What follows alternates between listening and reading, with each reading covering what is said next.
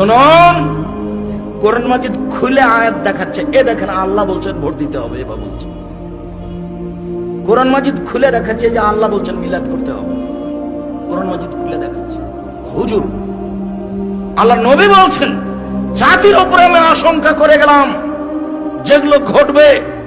এক ভ্রান্ত হুজুর উমর রাদিয়াল্লাহু তাআলা আনহু যদি আজকে বেঁচে থাকতেন তাহলে বাংলাদেশের শতকরা 95 জন বক্তার আজীবন জেল হতো, কেউ বাইরে থাকতে পারত না, বক্তৃতা করা তো বহু দূরের কথা।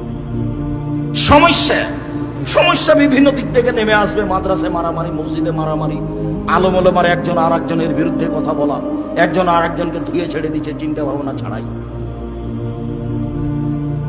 সমস্যা নেমে আসবে, জমির দাম যা, রেস্টি খরচ প্রায় তাই, সমস্যা নেমে আসবে। এক, ভূমিকম্প।